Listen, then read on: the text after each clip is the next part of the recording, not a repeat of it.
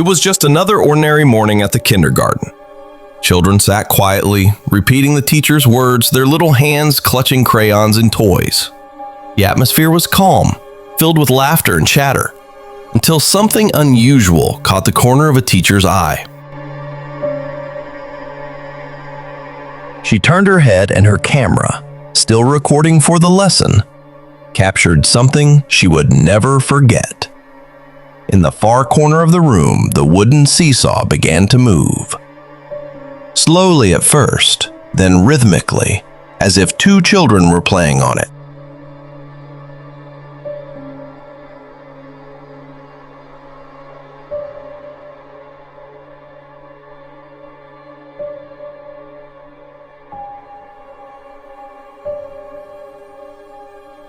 But the seats were empty. No child was near it. The seesaw creaked, rocking up and down, perfectly balanced, as though invisible hands pressed against it. The children in class remained oblivious, but the teacher froze, her blood running cold.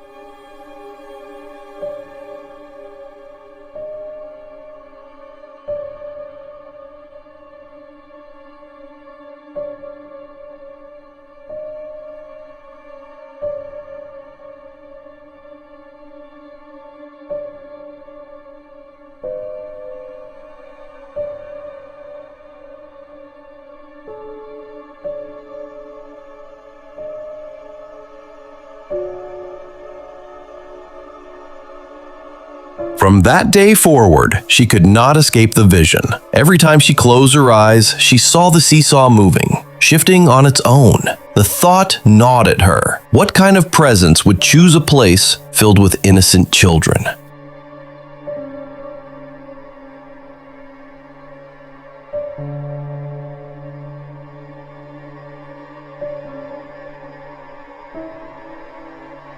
The teacher whispered to herself, afraid the darkness might return. A shadow seemed to linger in the school halls, unseen but ever present, watching, waiting, and somewhere the seesaw creaked again.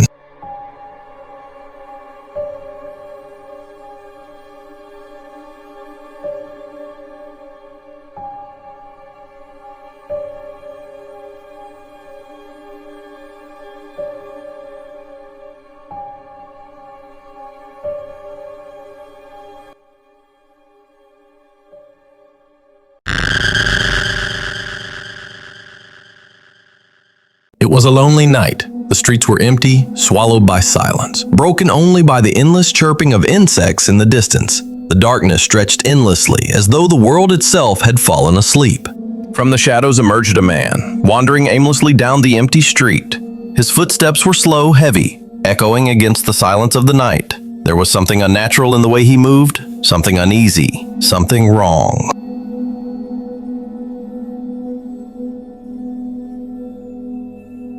Suddenly, his steps quickened. What began as a slow walk turned into something inhumanly fast, like a gust of wind sweeping across the street. His body flickered, blurring in the dark before shifting into something terrifying.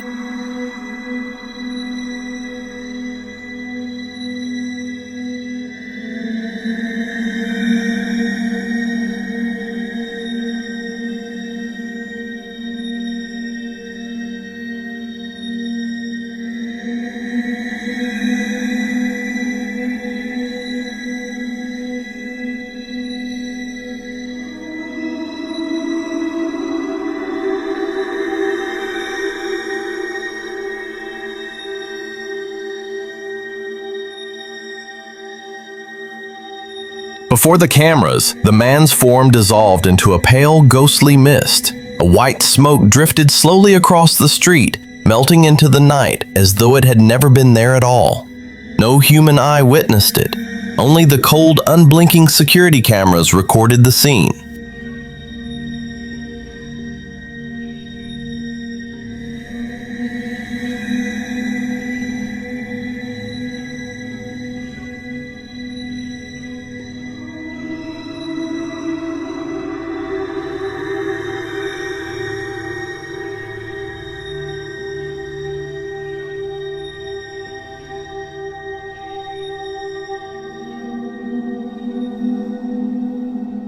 Where did the ghostly figure go? Was that man ever truly alive? Or had he always been a wandering spirit lost between worlds? The mystery remains unanswered. What do you think? Leave your thoughts in the comments below.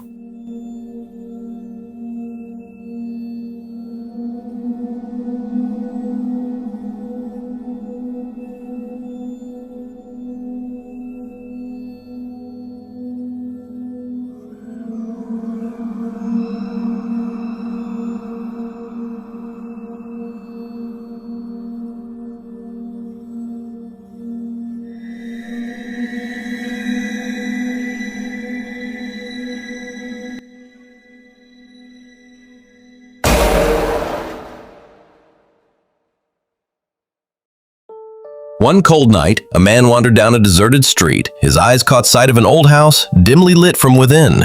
Curiosity led him closer, though every instinct told him to turn back.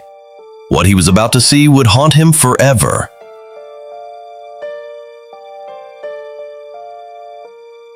Through the doorway stood an old woman. Her body was frail, her limbs dangled loosely, moving in a grotesque, unsettling way.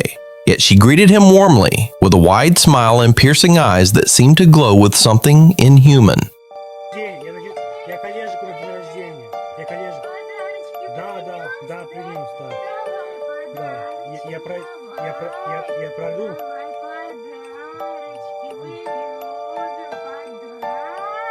Можно я пройду тогда? Олежику дам подарочек. Да. Все. The man stepped inside and froze. On a table in the center of the room sat a doll, its face twisted, its body malformed, radiating an aura of dread. The air was thick with a cold, suffocating stench, as though the walls themselves oozed with death.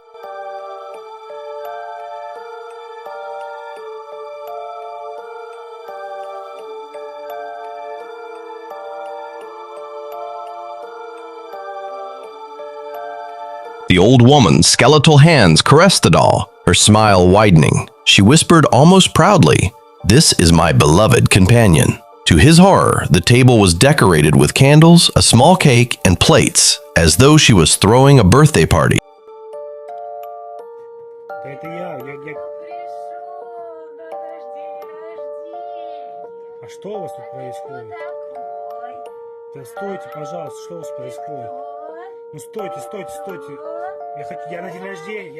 Я к Олежику на день рождения. Я к Олежику. Да, принес, да. Я пройду.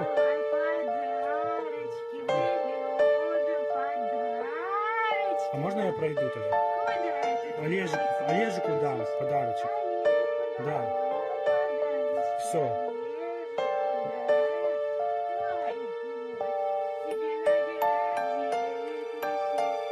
The doll sat motionless, its glassy eyes staring into nothingness.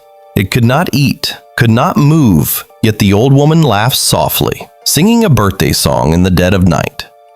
The man's blood ran cold as he realized he had stumbled into a celebration meant for the dead.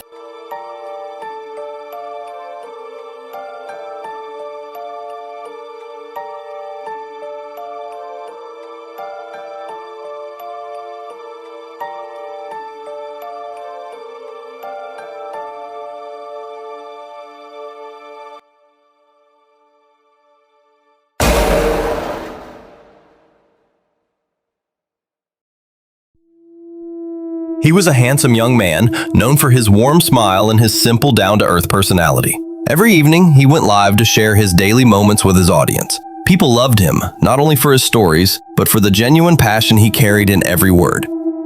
That night seemed no different. The camera was steady, the light soft, and his voice carried an inviting calmness. Behind him, a football jersey hung neatly on the wall, a decoration, a memory of something he once cherished. It should have remained still, motionless, ordinary.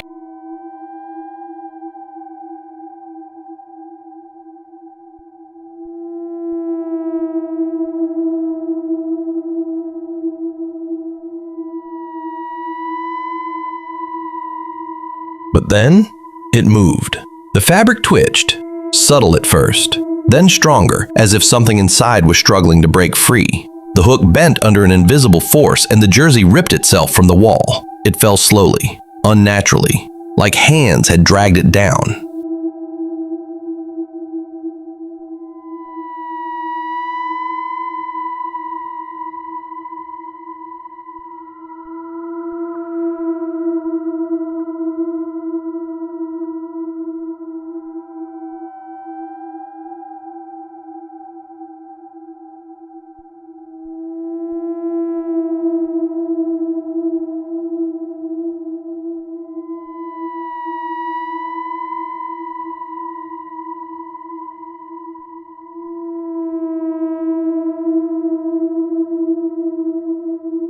Corners of the fabric twisted outward, as though unseen fingers gripped the sleeves, pulling, tugging. The jersey no longer looked like an object. It moved like it was being worn, like it belonged to someone or something that was no longer alive.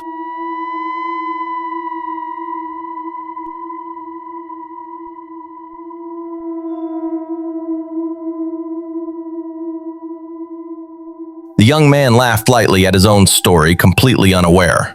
But his camera wasn't blind. It captured everything, and his viewers watched in paralyzed terror as the jersey writhed behind him.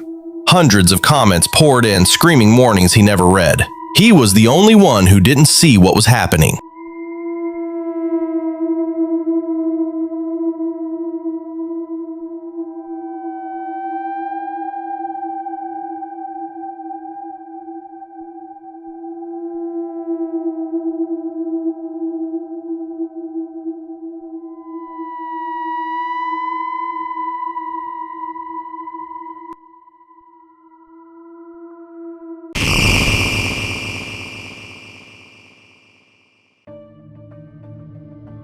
It was a quiet weekend evening. The woman decided to spend her time cleaning the house, arranging every corner neatly. Her hands moved tirelessly, and the smell of detergent filled the air. She felt a strange joy, as if the act of tidying up could cleanse not only her home, but also her soul.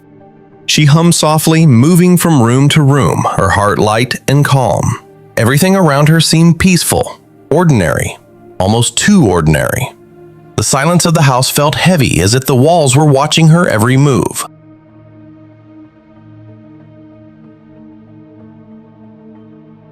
When she finally finished arranging the last shelf, a cold shiver ran down her spine. The air was still, no wind, no sound. Yet she felt something, a shadow that didn't belong, a presence that lingered just behind her, though no one was there.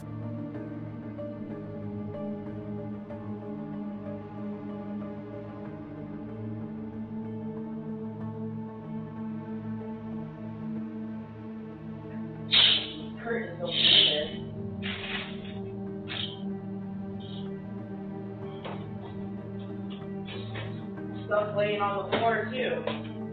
Oh, what the fuck? What the fuck, baby? The door's just closed in our bedroom. Baby, come home now. Stuff laying on the floor too. Oh, what the fuck? What the fuck, baby? The door's just closed in our bedroom. Baby, come home now. The door's just fucking closed. Then it happened. With a deafening slam, the heavy wooden door crashed shut on its own. No breeze had stirred, no hand had touched it.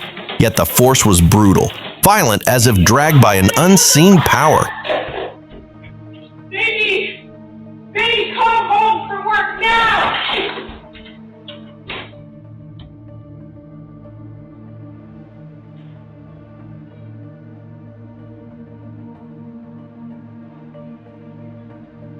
Her body froze, her breath stopped. The sound still echoed in her ears, and terror spread like ice through her veins. Alone in the silence, she realized this was no accident. Something in the house wanted her afraid, and it had just made its presence known. What the fuck? Baby! Baby, come home from work now! This is just getting ridiculous.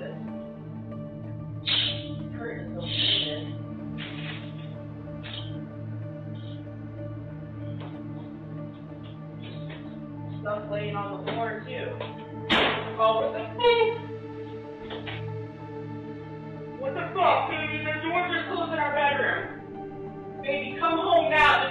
been fucking close. Fuck, baby.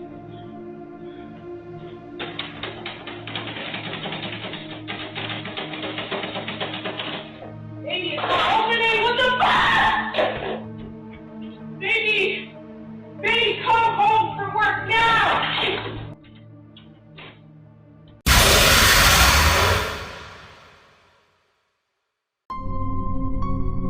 She returned home as she always did, her footsteps echoing softly along the quiet street. The house stood there, ordinary in every way, or so it had always been. But tonight, something was wrong. A heaviness hung in the air, and the sight of her own home sent shivers down her spine.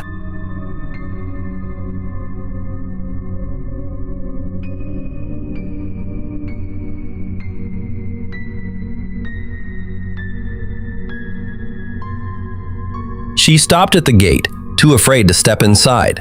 Through the windows, something moved. At first, it was only a shadow, slipping quickly past the glass. Then it came again, faster, restless, a presence that seemed to claim the house as its own.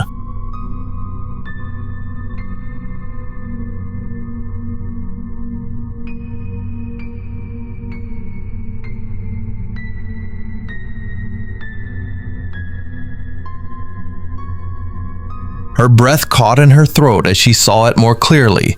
A pale figure, dressed in black, moving with unnatural speed, darting from one window to the next, again and again.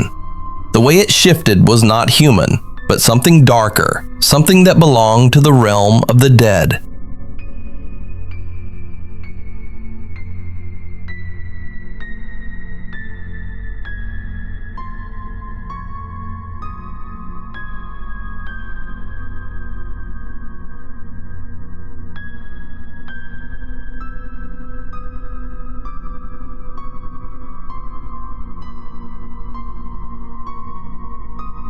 She wanted to scream, but no sound left her lips. Her hands trembled as she gripped the cold metal of the gate, watching as the ghostly figure passed again. Its presence undeniable, its claim over the house absolute.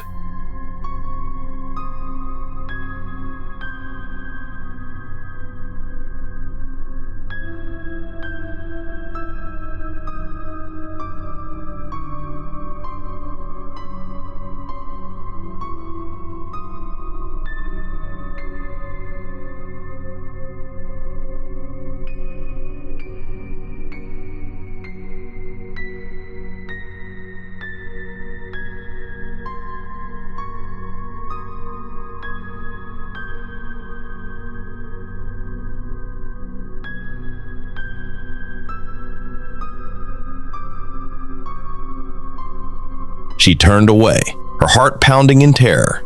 She knew she could not go inside. The house was no longer hers. Without a word, she walked away, refusing to look back because deep inside, she knew the entity was watching and waiting.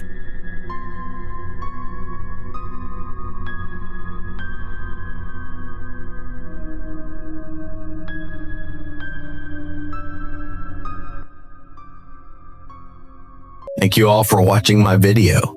If you found it interesting, please share this story with everyone. And don't forget to hit the subscribe button to support me.